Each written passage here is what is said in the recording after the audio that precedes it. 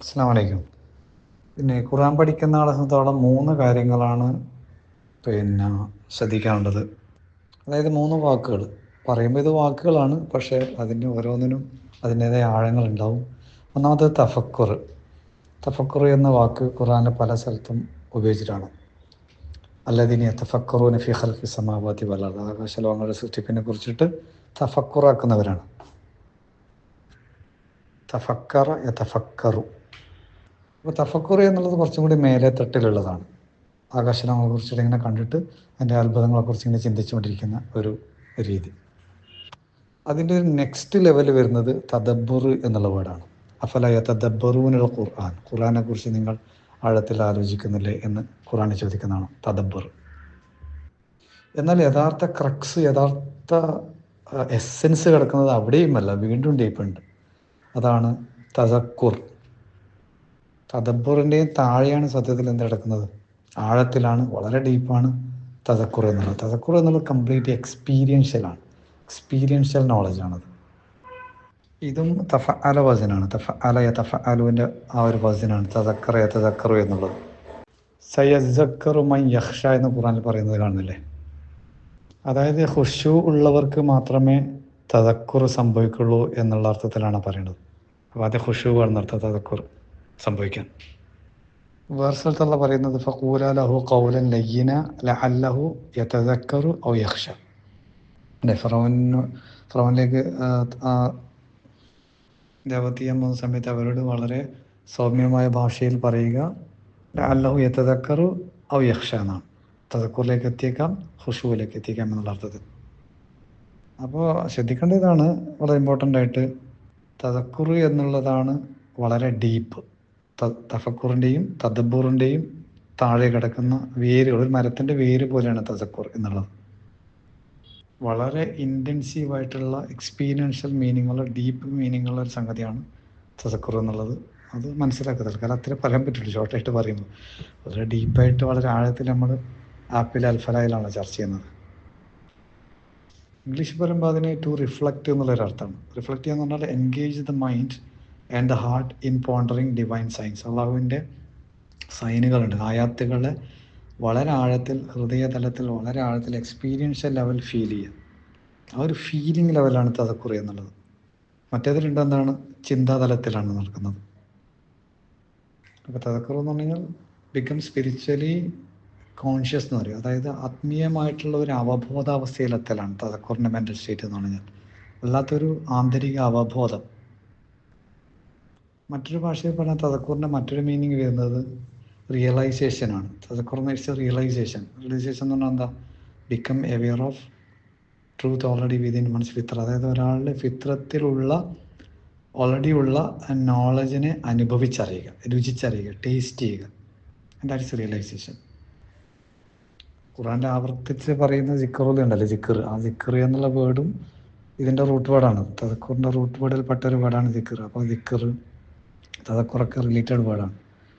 അത്രയും ഡീപ്പാണ് അനുഭവ തല ആസ്വാദനം എന്നർത്ഥം ആ തദക്കുറിൻ്റെ മെൻ്റൽ സ്റ്റേറ്റിലെത്തിയ ഒരാൾക്ക്. അപ്പോൾ ഞാൻ സാധാരണ നിങ്ങളോട് പറയാറുള്ള ആ കാര്യം എപ്പോഴും ഓർക്കുക. ഇത് ഞാനിങ്ങനെ ജസ്റ്റ് ഈ 3 കാര്യത്തെക്കുറിച്ചുള്ള ഒരു ഇൻഫർമേഷനാണ് ഇപ്പോൾ നിങ്ങൾക്ക് കിട്ടുന്നത്. എന്നാൽ ഇതിൻ്റെ തഫക്കുർ ലെവലിൽ പോകാണ്ട്, ഇതിൻ്റെ തദബ്ബുർ കഴിയാണ്ട്, ഇതിൻ്റെ തദക്കുറിലെത്തേണ്ടത്. ലക്ഷ്യം തദക്കുറാണ്. ലക്ഷ്യം തഫക്കുറോ തദബ്ബുറോ അല്ല. ലക്ഷ്യം എവിടെയാണ്, തദക്കുറിലെത്തണം. അപ്പോൾ അതിനുള്ള ചെയ്യേണ്ട കാര്യങ്ങൾ എന്താണോ അത് ചെയ്യണമെങ്കിൽ കുറച്ച് ഡീപ്പർ ലെവലിൽ കാര്യങ്ങൾ മനസ്സിലാക്കേണ്ടതുണ്ട്. കൂടുതൽ കാര്യങ്ങൾ മനസ്സിലാക്കിയെടുക്കുക. ഹലോ, അസ്സലാമു അലൈക്കും. അപ്പോൾ നമ്മൾ ചർച്ച ചെയ്ത വിഷയത്തിൽ കുറച്ചും കൂടി കാര്യങ്ങൾ മനസ്സിലാക്കേണ്ടതുണ്ട്. കാരണം വളരെ ഇമ്പോർട്ടൻ്റ് ആയിട്ടുള്ളൊരു കാര്യമാണ് തഫക്കുറും തദബ്ബറും തദക്കുറും എന്നുള്ളത്. അപ്പോൾ അതിലൂടെ കടന്നുപോയി ഞാൻ പറഞ്ഞല്ലോ, കഴിഞ്ഞ വോയിസിൽ നിങ്ങളോട് പറഞ്ഞില്ലേ, ആ തദക്കുറിൽ എത്തുമ്പോഴാണ് യഥാർത്ഥത്തിൽ ആ ഈമാൻ്റെ അനുഭവം സാഫല്യമാകുന്നത്, അനുഭവിക്കാൻ പറ്റുന്നത്. അതുപോലെ തന്നെ തഖ്വ അനുഭവം, എഹ്സാൻ്റെ അനുഭവം, എല്ലാ അനുഭവമായി മാറുന്നത് തദക്കുറിലെത്തുമ്പോഴാണ്. അതുകൊണ്ടാണ് പരിശുദ്ധ ഖുർആനിൽ നോക്കിയാൽ കാണാം, പിന്നെ ആദ്യത്തെ തഫക്കുർ എന്നുള്ളത് ഖുർആനിലെ 18 തവണയാണ് ആവർത്തിച്ച് വന്നിരിക്കുന്നത്. തഫക്കറ തഫക്കറു തഫക്കറുൻ, അങ്ങനെ പല രൂപത്തിലായിട്ട് ആവർത്തിച്ച് വന്നത് 18 തവണയാണ്.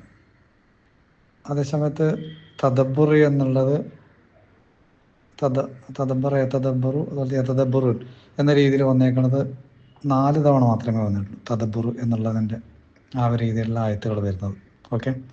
അതേസമയത്ത് തദക്കുർ എടുത്ത് നോക്കിയാൽ തദക്കുർ എടുത്ത് നോക്കുമ്പം തദക്കുറിൻ്റെ വ്യത്യസ്ത ഫോമുകളിലായിട്ട് ദക്കറ, തദക്കറ, അങ്ങനെ ദക്കറയാണ് അതിൻ്റെ ബേസ് ഫോം. ജിക്കർ അതൊക്കെ അതിൽ വരുന്നതാണ്.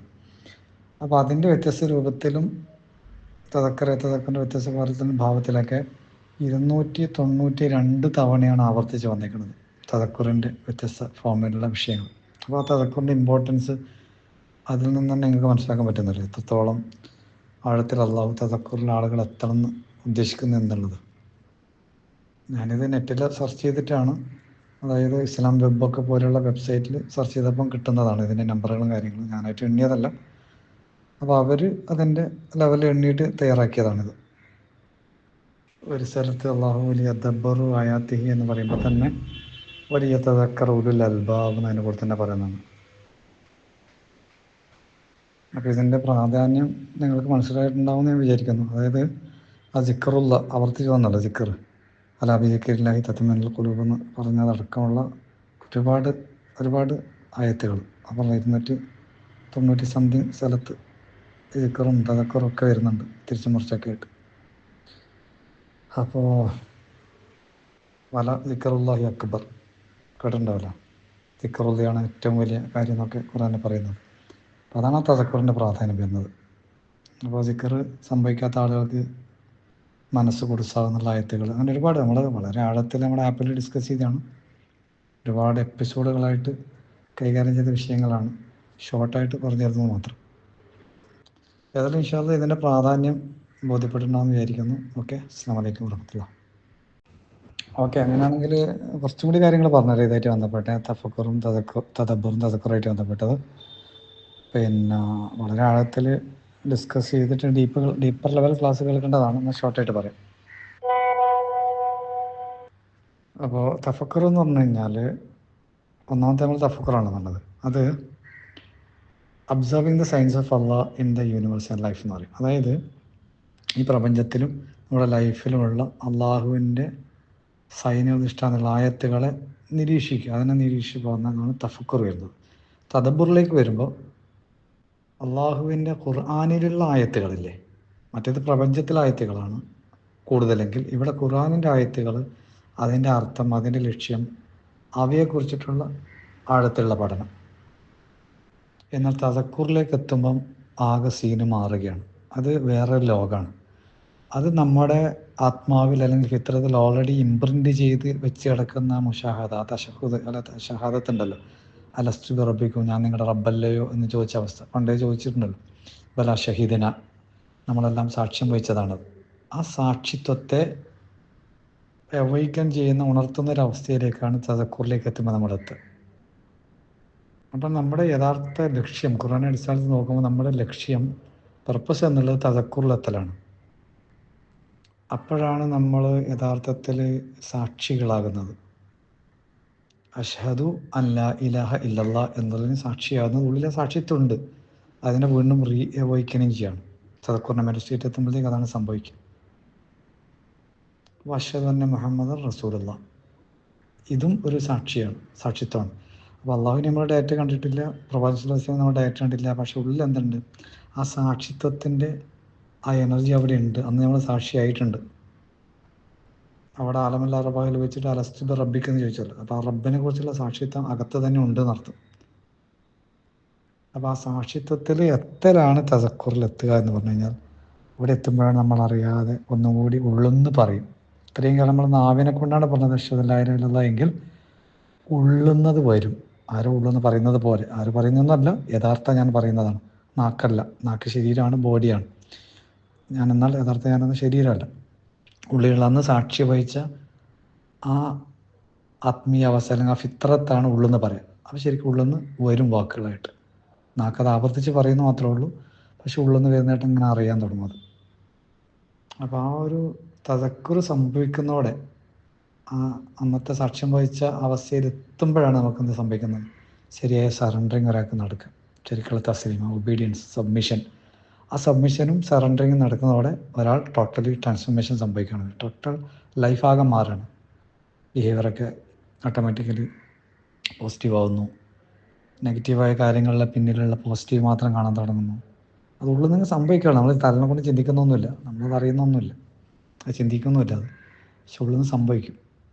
ഉള്ളിൽ സംഭവിച്ചത് നമ്മൾ അറിയും, അതിന് സാക്ഷിയാവും നമ്മൾ. ഉള്ളിൽ നിന്ന് ഇങ്ങനെ സംഭവിക്കുന്നത് നമുക്ക് സാക്ഷിയാവാൻ പറ്റും. അപ്പോൾ അതാണ് ഇതിൻ്റെ പ്രാധാന്യം. അള്ളാഹുവിൻ്റെ ആ സാക്ഷിത്വം സംഭവിപ്പിക്കുക എന്നുള്ളതാണ് റബ്ബിൻ്റെ ലക്ഷ്യവും. അത് സംഭവിക്കുമ്പോഴാണ് നമുക്ക് വല്ലാത്തൊരു, ഞാനെപ്പോഴും പറയാറുള്ളത് പോലെയുള്ള ഹയാത്തൻ ത്വയ്യിബ എന്നൊക്കെ പറയാൻ പറഞ്ഞല്ലോ, നല്ലൊരു ഒന്നാം തരം സുഖസുന്ദരമായ ലൈഫ് ഈ ലോകത്ത് കിട്ടുമെന്ന് പറഞ്ഞാൽ അത് കിട്ടുന്നത് അജബല്ലി അമ്രുൽ മുഅ്മിൻ എന്ന് പറഞ്ഞ പോലത്തെ അവസ്ഥയിലെത്തി. മുഅ്മിൻ്റെ കാര്യം എന്തൊരു അത്ഭുതം. എന്ത് പോസിറ്റീവ് വന്നതിന് ശുക്ർ വരുന്നു, നെഗറ്റീവ് വന്നതിന് ക്ഷമിക്കുന്നു. അത് ഓട്ടോമാറ്റിക്കലി സംഭവിക്കണം. അതൊരു പൂ വിരിയുന്നത് പോലെ സംഭവിക്കലാണ്. തല കൊണ്ട് ചിന്തിച്ചുണ്ടാക്കല്ല, അയ്യോ ഞാനൊരു മുസ്ലിമാണല്ലോ, അങ്ങനെ ചെയ്യാൻ പാടില്ലല്ലോ, ഇങ്ങനെ ചെയ്യാൻ പാടില്ലല്ലോ, അത് തെറ്റാണല്ലോ, ഇത് ശരിയാണല്ലോ, അങ്ങനെയൊന്നല്ല. ഒരു ഫുർഖാനുള്ളിൽ സംഭവിക്കുകയാണ് ചെയ്യുക. പിന്നീട് ഇത് സംഭവിക്കുമ്പോൾ ഉള്ളിൽ നിന്ന് ഓട്ടോമാറ്റിക്കലി എല്ലാം അത് ആ കോമ്പാസ് അങ്ങ് വർക്ക് ചെയ്യും. കാരണം നിങ്ങൾ എപ്പോഴും മനസ്സിലാക്കേണ്ട പോലെ നിങ്ങൾക്ക് അറിയുന്നത് തന്നെയാണത്, പലപ്പോഴും കേട്ടത് എൻ്റെ ക്ലാസ്സിലൂടെ. പിന്നെ ചിന്തിച്ചിട്ട് ഉണ്ടാക്കുമ്പം അത് വീണ്ടും നമുക്ക് സ്ട്രെസ്സാണ് വരിക. അയ്യോ അങ്ങനെ പാടില്ലല്ലോ, ഇങ്ങനെ പാടില്ലല്ലോ, അത് ചെയ്യാൻ പാടില്ലല്ലോ, സോ എന്താ ഇപ്പോൾ ചെയ്യുക, കുറച്ചൊന്നും അങ്ങനെ പറഞ്ഞല്ലോ, എനിക്കാണ് ഇതിങ്ങനെ ചെയ്യാൻ തോന്നുന്നല്ലോ, ഇങ്ങനെയൊക്കെ ആലോചിക്കുമ്പോൾ സ്ട്രെസ്സ് കൂടുക ചെയ്യും. പക്ഷെ ഇതങ്ങനെയല്ല, ഉള്ളിൽ നിന്ന് തന്നെയുള്ള ഒരു അവയർനെസ്, ഒരു അവബോധാവസ്ഥ വരുന്ന അവസ്ഥയാണ് പിന്നെ ഈ തദക്കുറിൻ്റെ അവസ്ഥ. അതുകൊണ്ടാണ് ഇത്ര 292 തവണയൊക്കെ പറയാൻ കാരണം ഖുറാനിൽ. അപ്പോൾ ഫൈനൽ എന്ന് പറയുമ്പോൾ ഈ ഒരു ചർച്ചയുടെ ഫൈനൽ, നമ്മുടെ ക്ലാസ് വളരെ ഡീപ്പാണ്. അപ്പോൾ ശ്രദ്ധിക്കേണ്ട കാര്യം ഇതാണ്, തഫക്കുർ എന്നുള്ളത് ഇൻ്റലക്ച്വലായിട്ട് നമ്മൾ ചെയ്യുന്ന കാര്യമാണ്. എന്നാൽ തദബ്ബുർ എന്ന് പറയുമ്പോൾ കുറച്ചും കൂടി ഡീപ്പാണ്, റിഫ്ലക്ഷനാണ്, ഇച്ചിരി അല്പം കൂടി ഡീപ്പാണ്. എന്നാൽ തദക്കുറിലെത്തുമ്പോൾ ഇറ്റ് ഇൻ്റഗ്രേറ്റ്സ് അവർ ഹാർട്ട്, നമ്മുടെ ഹാർട്ടിനെ ഇൻ്റഗ്രേറ്റ് ചെയ്യണം. ഹാർട്ടിൽ ഇൻസ്റ്റിൽ ചെയ്തിട്ടുള്ള ആ ഇന്നർ നോളജിനെ, ആ ഷഹാദത്തിനെ അവൈക്കൻ ചെയ്യലാണ്. എപ്പോഴാണ് വല്ലാത്തൊരു ഹയാത്തും തയ്യിബൊക്കെ നമുക്ക് സംഭവിക്കുന്നത്. റബ്ബനാത്തിന ഫിദ്ദുനിയ ഹസന എന്നുള്ള ഹസനത്തിൻ്റെ ഐശ്വര്യാവസ്ഥ ഫീൽ ചെയ്യുന്നതൊക്കെ അപ്പോഴാണ്. കാരണം മറ്റേത് ഇൻ്റലക്ച്വൽ മൈൻഡിലാണ് അതൊക്കെ ഇങ്ങനെ സംഭവിക്കുന്നത്. ആ തദബ്ബർ കുറച്ചും കൂടി ഡീപ്പർ ഇൻ്റലക്ച്വലാണ്, തഫക്കുറിനേക്കാൾ കൂടുതൽ ഡീപ്പർ ഇൻ്റലക്ച്വലാണ്. പക്ഷെ അപ്പോൾ ഇൻ്റലക്ച്വൽ ലെവലാണ് വരുന്നത്. പക്ഷേ തദക്കുറിലെത്തുമ്പോൾ ഇൻ്റലക്റ്റിനെ വിട്ടിട്ട് ഹാർട്ട് ലെവലിലേക്ക് നമ്മൾ ട്രാൻസ്ഫോം ആയി. അതൊരു വേറെ ലോകമാണ്. അത് ആധുനിക സയൻസിൽ ക്വാണ്ടം ഡയമെൻഷൻ എന്നൊക്കെ പറയുന്ന പോലെ ക്വാണ്ടം ലെവൽ, ക്വാണ്ടം ഡയമെൻഷൻ, അല്ലെങ്കിൽ ഫ്ലോ സ്റ്റേറ്റ് എന്നൊക്കെ പറയും. It's A flow state. Flow ചെയ്ത് വരുള്ളൂ കാര്യങ്ങളൊക്കെ സമയമാകുമ്പോൾ. നമ്മളൊന്നും ചെയ്യേണ്ടതില്ല, സമയമാകുമ്പോൾ എല്ലാം നമുക്ക് വേണ്ടിയിട്ട് എല്ലാം ചെയ്ത് തരപ്പെടുന്നത് പോലത്തുള്ളൊരവസ്ഥ. ഇറ്റ്സ് എ ഫ്ലോ സ്റ്റേറ്റ് എന്ന് പറയും സയൻസിൻ്റെ ഭാഷയിൽ. ഞാൻ തൽക്കാലം നിർത്തുകയാണ് കേട്ടോ. കാരണം 292 സ്ഥലത്ത് പറഞ്ഞൊരു വിഷയത്തെ ഇങ്ങനെ പറഞ്ഞു വരുന്ന ഇവിടെ എത്തൂല. അത്ര ഇമ്പോർട്ടൻ്റ് ആയിട്ടുള്ള ആവർത്തിച്ചത് പറയണമെങ്കിൽ 292 ടൈംസൊക്കെ പറഞ്ഞൊരു വിഷയം എന്ന് പറയുമ്പം എത്ര ആഴത്തിൽ ഒരാൾ പഠിക്കേണ്ടതെന്ന് ആലോചിച്ച് നോക്ക്. ഒന്നാം ഘട്ടം പഠിക്കൽ തന്നെയാണ്, അതിനെക്കുറിച്ച് പഠിക്കണം. രണ്ടാം ഘട്ടം അതിനെക്കുറിച്ച് തദബ്ബുർ നടത്തണം. ഒന്നാം ഘട്ടം അതിനെക്കുറിച്ച് ഒരു തഫക്കുറുണ്ട്, പിന്നെ ഒരു തദബ്ബുറുണ്ട്, പിന്നെ അതിൻ്റെ ഒരു തദക്കുറിലെത്താനുണ്ട്. അപ്പോൾ ഓക്കെ, ഇൻഷാ അല്ലാഹ് ഞാൻ തൽക്കാലം നിർത്തുന്നു. അസ്സലാമു അലൈക്കും. ഞാൻ വീണ്ടും നിങ്ങളോട് ആവർത്തിക്കാം കേട്ടോ. നമ്മളെ ക്ലാസ്സുകൾ വീണ്ടും ആവർത്തിച്ച് കേൾക്കുക. അൽഫലൈൻ്റെ ആപ്പിലുള്ള ഒരുപാട് എപ്പിസോഡുകളുണ്ടല്ലോ, ആവർത്തിച്ച് കേൾക്കുക. സ്വാഭാവികമായിട്ടും ആ ഒരു തഫക്കുറിനും തദബ്ബറിലൂടെ കടന്നു കഴിഞ്ഞ് അവസാനം തദക്കുറിലെത്തുന്ന സ്റ്റേജിലേക്ക് എത്തും. കാരണം നമ്മൾ ആ രീതിയിലാണ് ക്ലാസ് എല്ലാം ഡിസൈൻ ചെയ്തിരിക്കുന്നത്. അൾട്ടിമേറ്റ് ലക്ഷ്യമായ ദിക്റിലേക്ക് എത്താനുള്ള അതിനെക്കുറിച്ചിട്ടാണ് ചർച്ചകൾ കംപ്ലീറ്റ് വരുന്നത്. ഓക്കെ ഇൻഷാ അല്ലാഹ്. അസ്സലാമു അലൈക്കും.